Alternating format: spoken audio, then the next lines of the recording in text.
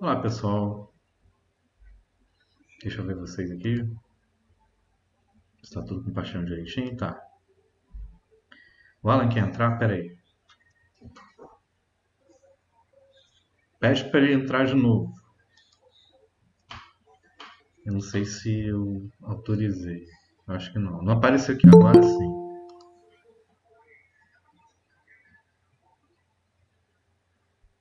Olá, boa noite. Boa noite, professor.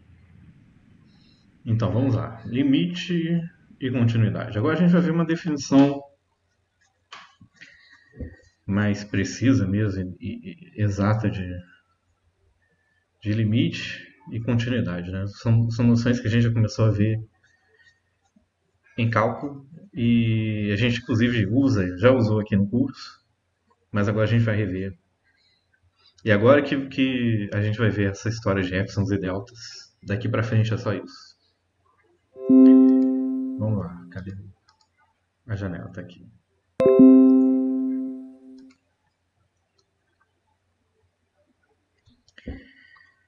Então vamos lá. Dada uma função real f, estamos interessados em saber o que acontece com o valor de f de x quando o x se aproxima de um ponto x0, sem entretanto assumir esse valor. Né? É isso aí que a gente já viu de definição de limite.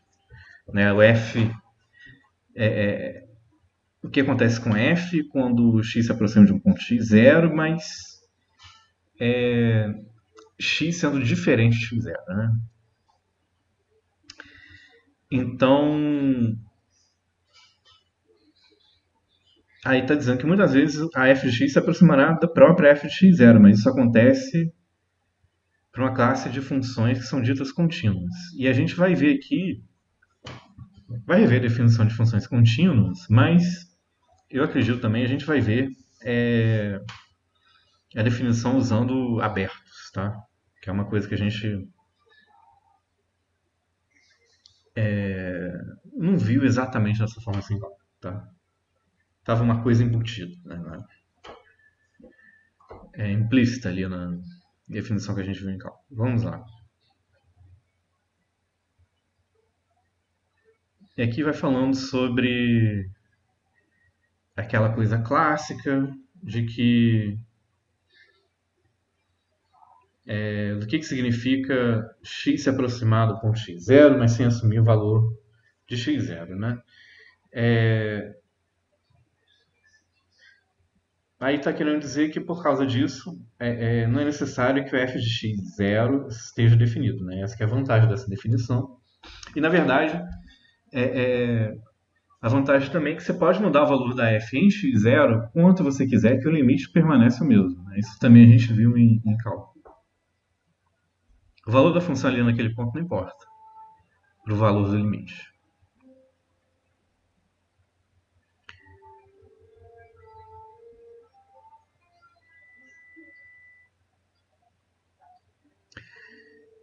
Então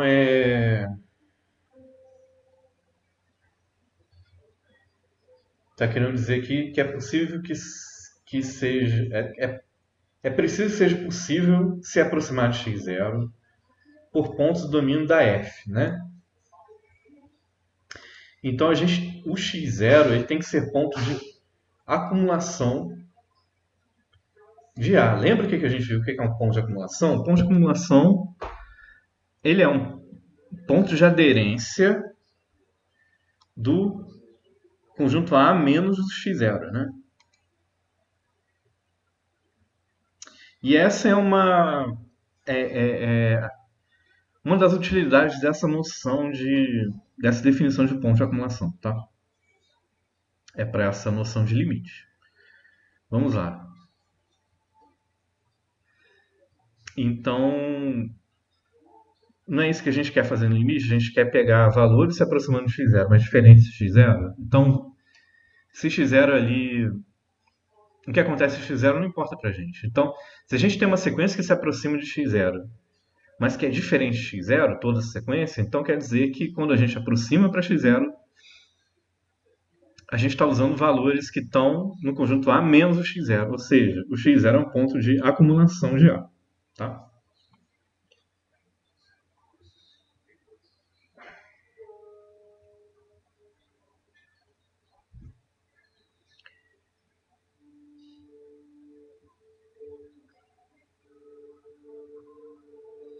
Então aqui tá querendo, ele está se perguntando agora como que faz para a gente definir de maneira rigorosa essa coisa da f de x se aproximar de um limite k quando x se aproxima de x0.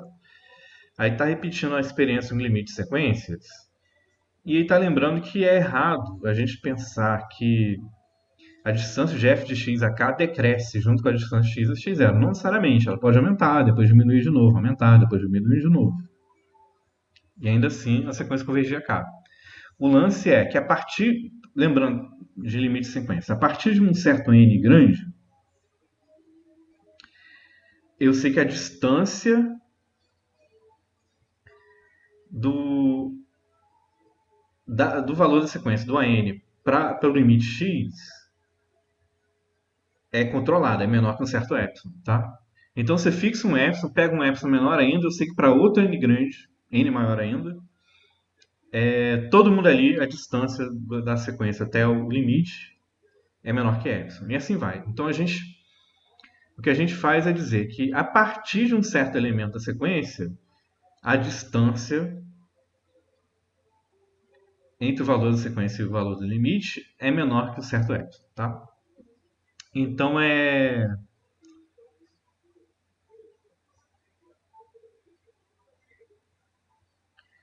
Então o que a gente vai fazer aqui é a mesma coisa, só que não tem um n grande, porque a gente não tá falando de sequência mais, né? Então a definição diz o seguinte: seja f de um certo domínio A contido em R, né? E x0 um ponto de acumulação de A, tá? Então a gente diz que o limite da f quando x tende a x0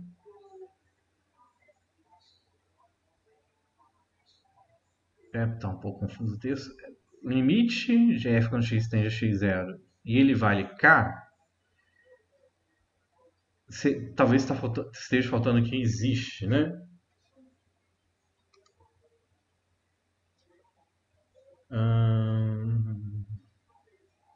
Cadê a caixinha de texto?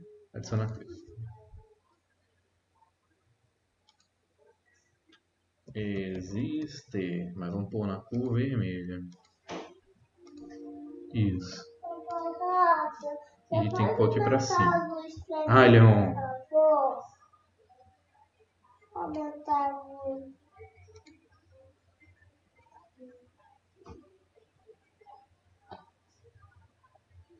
Isso aqui não é jogo não, Leon. Não, eu tô botando defeito.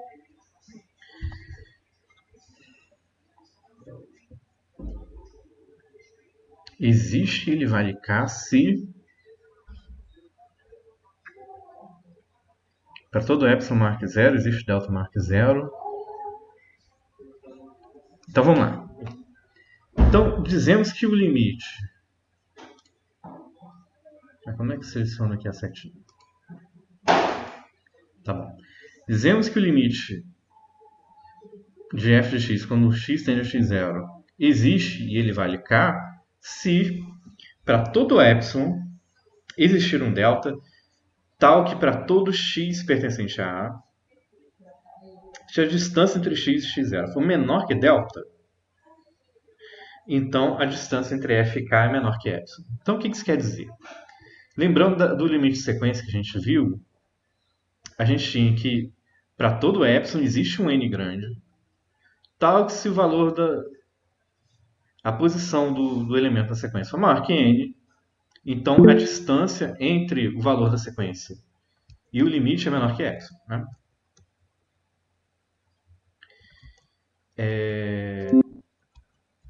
E aqui o que a gente tem vai ser o seguinte: ao invés de ter um n grande, a gente vai ter um delta. Isso aqui é a letra grega delta minúsculo, para quem não conhece.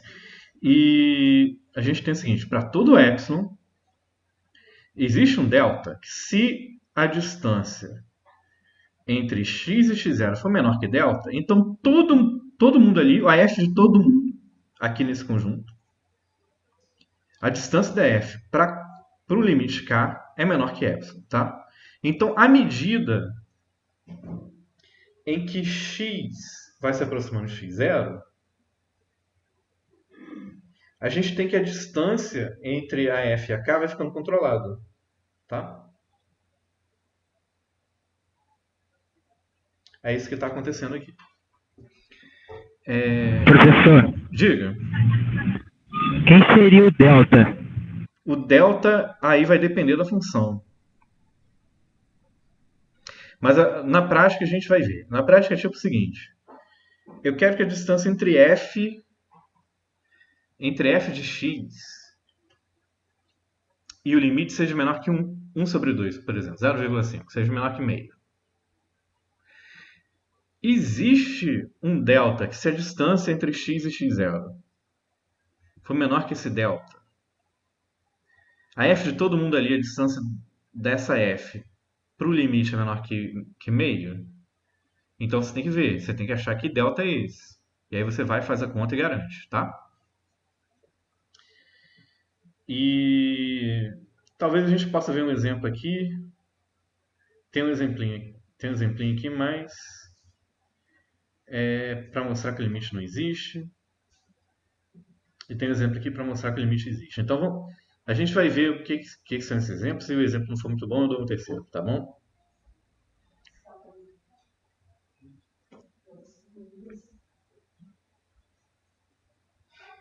Então aqui está querendo dizer que o limite é único. Tudo bem, eu acho que não tem grande polêmica com isso.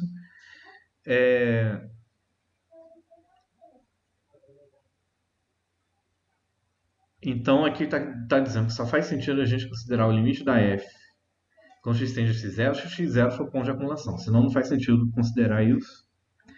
E daqui por diante essa condição fica subtendida, tá, gente? Assim como ficou subtendido em cálculo, porque a gente nem viu o que é ponto de acumulação em cálculo 1. Né?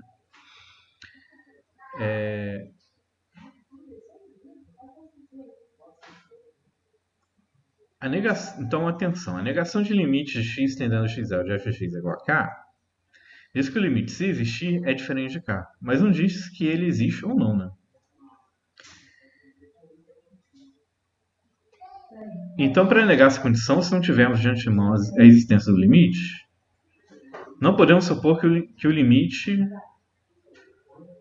é diferente de k, porque pode ser que o limite não exista.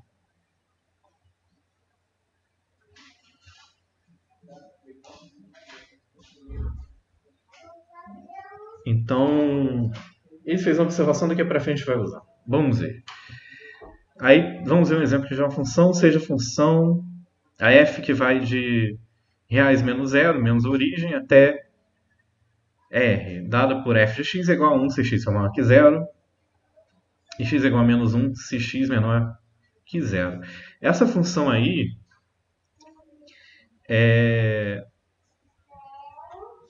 com pequena modificação, acho que valendo zero no zero,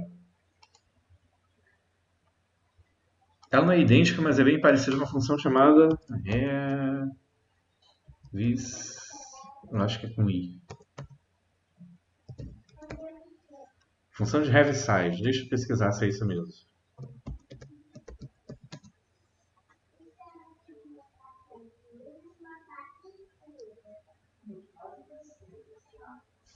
A internet é um pouco lenta. É isso mesmo. É o matemático britânico. Função de Heaviside. Tá? É a função que vale menos 1 à esquerda da origem e vale 1 à direita da origem. Tá? Então vamos lá. É fácil ver que zero é ponto de acumulação de reais menos zero. Certo, turma? É bem fácil de ver. É fácil construir uma sequência em reais menos zero e converte para zero.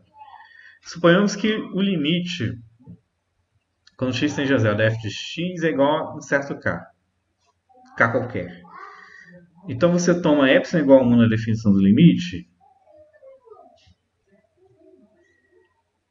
Então você tem que ter, não é obtemos, né? A gente quer verificar se existe um delta maior que zero tal que o módulo de f de x menos k seja menor que 1, porque epsilon é igual a 1, quando 0 é menor que o módulo de x menos o x0, e o x0 aí é zero, então por isso que só deu o módulo de x aqui.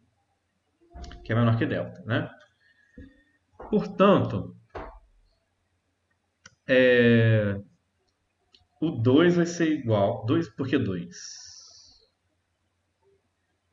É o módulo de 1 menos menos 1, tá? Essa é uma maneira de escrever. 2 é igual a módulo de 1 menos menos 1. Mas o que é isso aqui? É o módulo de f de delta sobre 2. Qualquer que seja o delta que eu pegar maior que zero, isso vai ser verdade. F de delta sobre 2 dá 1. E f de delta menos 2, f de menos delta sobre 2, desculpa, ele vai ser menos 1. Então, isso aqui é igual a isso. Mas, isso aqui é menor ou igual por desigualdade triangular que f de delta sobre 2, módulo de f de delta sobre 2 menos k, mais módulo de f de menos delta sobre 2 menos k. E isso aqui, supondo que o limite existe e vale a k, né? A gente, por essa hipótese de contradição, a gente tem que isso aqui vai ser menor que 1. Isso aqui também vai ser menor que 1. Então vai ser menor que 1 mais 1, que é igual a 2. E a gente está falando de estritamente menor. Então, com isso a gente provou que 2 é menor que 2, então isso é um absurdo. Então, isso aqui não converte para nada, tá? Não tem limite. É um pouco estranho, para quem nunca viu isso na vida, mas é bom vocês, depois que já fizerem vários exercícios, já estiverem familiarizados, que vocês revejam isso daqui e tentem entender, tá bom, gente? Vamos ver esse exemplo aqui. Seja f de aberto em 0, fechado em 1, em R, dada por f de x igual a 1 para todo x pertencente a esse intervalo, tá? Então é uma função constante igual a 1, tá? No intervalo aberto em 0, fechado em 1. Observe que 0 não está no domínio de f, mas é ponto de acumulação. Perfeito. Logo faz sentido perguntar se existe limite de f quando x tende a 0. No caso afirmativo, determinar o valor do limite. Então a gente vai mostrar agora que existe vale 1, né, gente? Porque é uma função constante igual a 1.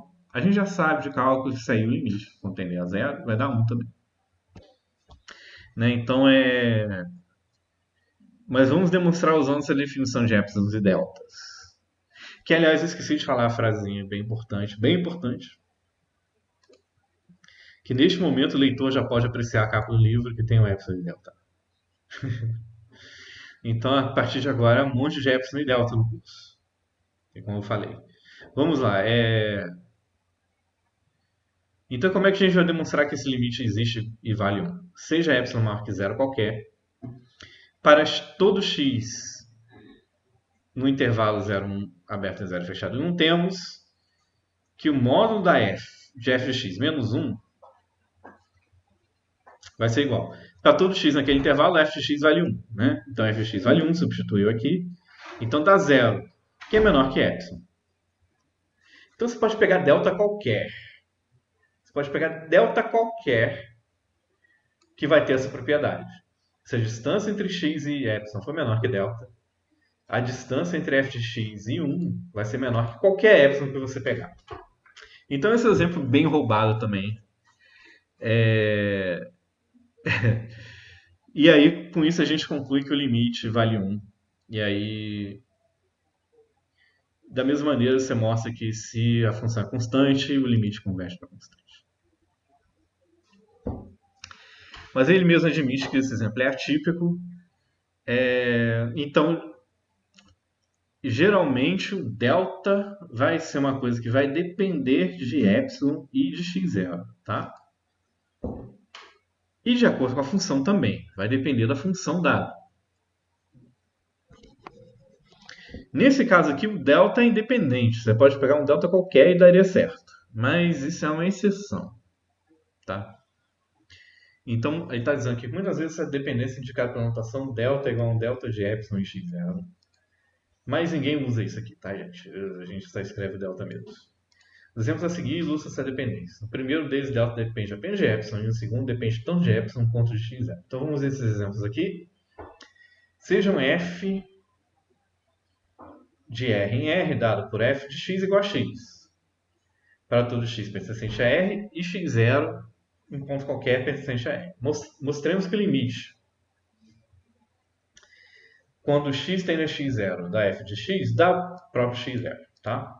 Como é que a gente faz isso? Dado um epsilon maior que zero, você vai tomar delta igual a epsilon. Então, nesse caso aqui é o seguinte.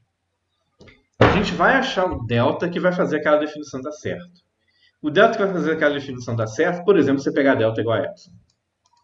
Poderia pegar até menor, que continuaria dando certo. Mas com esse aqui já dá certo. Então vamos lá. Ó. Aqui a gente vai ter x. Esse x pertence a R. A gente tem... se a distância entre x e x0 for menor que delta, a gente tem o seguinte. A distância entre f de x e x0. O x0 está aparecendo nos dois lados aqui, mas eu entendo contextos diferentes. Os contextos diferentes, né? Aqui é no eixo x, aqui é no eixo y. Ah, mas tem um x0 aqui. Sim, porque f de x é igual a x. Então, y é igual a x, tá? Mas só entendendo que o contexto aqui é diferente. Então, aqui a gente tem a distância entre f e o limite, que é o próprio x0, nesse caso. Nesse caso, em particular, vai ser igual. F de x é x, então a gente substitui aqui. É x menos x0. E isso é menor que delta, porque a gente tomou delta igual a epsilon, né? Mas isso aqui a gente já assumiu que, na implicação, né, a gente assumiu que ele é menor que delta, então isso é menor que delta e o delta é igual a epsilon. Então, isso aqui, se a gente assumir esse lado esquerdo, que o módulo x menos x0 é menor que delta, a gente obtém o lado direito que o módulo de f de x menos x0 é menor do que epsilon, desde que o delta seja igual a epsilon. Tá? Então, alguém falou, mas foi no WhatsApp.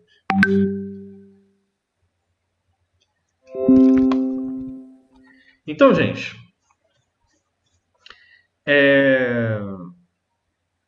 e por último, a gente tem outro exemplo de uma função um pouco mais complicada, mas não muito mais complicada, que é a função, que é a parábola. A gente começou com a função constante, polínômio de grau 0, depois vimos outro exemplo, polínômio de grau 1, agora polínômio de grau 2.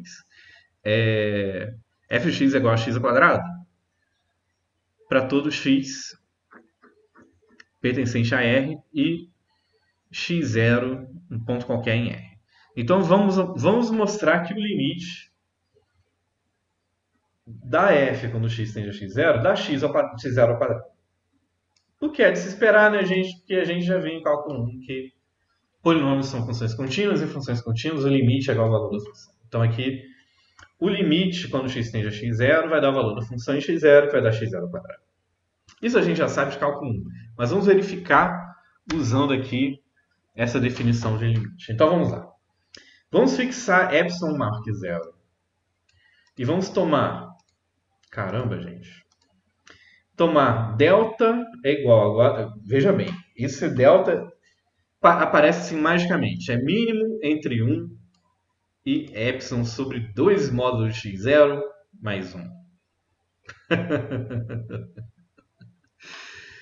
Do jeito que está sendo feito aqui, parece que a gente tem que ter um poder de premonição, poder psíquico, extrasensorial, né? Para cair dos céus, assim, pá, a solução pra gente. Ou um dom de profecia, alguma coisa assim. Cai do céu, pá, vem aqui a solução. Mas não é assim que acontece, né, gente? Isso aqui é uma coisa que já foi feito, já foi tentado fazer. E aí verificou-se, opa, se o delta satisfizesse isso, a gente conseguiria satisfazer a condição do limite.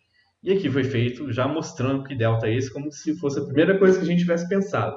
Mas isso é a última, tá? Quando a gente está resolvendo questão dessa de limite, por definição de delta e epsilon, a última coisa que a gente consegue fazer é achar esse delta, tá? Então, mas o que acontece? Então, vamos só verificar o que acontece se a gente tomar delta igual a isso daqui. Então, a gente tem se 0 é menor que a distância entre x e x0, que é menor que delta, que é esse delta maluco aqui. Então, o módulo de x, vamos ver, ele é menor do que módulo x0 mais delta por desigualdade triangular. É isso?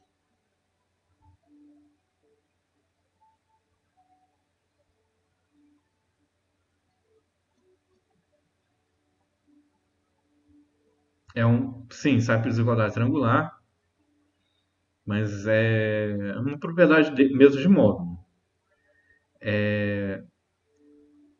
O módulo de A menos B é menor que um C. Isso só vale se esse módulo aqui for menor do que essa soma. Porque quando você subtrair o x0 aqui, o módulo de x menos x0 vai ser menor que epsilon. Mas é uma desigualdade triangular que sai aí. Então a gente vai ter módulo de x é menor que módulo de x0 mais delta.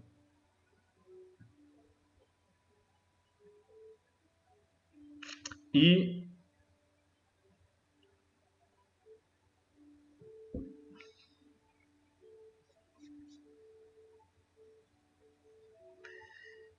o que vai acontecer é que isso é menor do que o módulo x0 mais 1. Né? Porque o delta ele é menor entre 1 e isso aqui. Tá? Então o delta é menor que 1. Tá? Então, como o delta é menor que 1, é menor ou igual, né? A gente tem isso aqui é menor ou igual que x0 mais 1. Módulo x0 mais 1. Além disso, se a gente pegar a distância entre f e o limite proposto, isso vai ser módulo de x² menos x0². E agora a gente usa propriedade de produto notável. A gente vai ter módulo de x menos x0 vezes módulo de x mais x0, dá isso daqui. Né? Quadrado primeiro menos quadrado segundo. Isso daí vai ser menor do que o delta. Quem é delta? Isso aqui é menor que delta, né? Isso aqui é menor que delta, que multiplica essa outra parte, tá?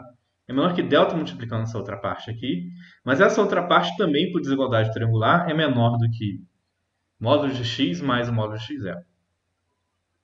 Então aqui já pulou duas etapas. E o módulo de x mais o módulo de x0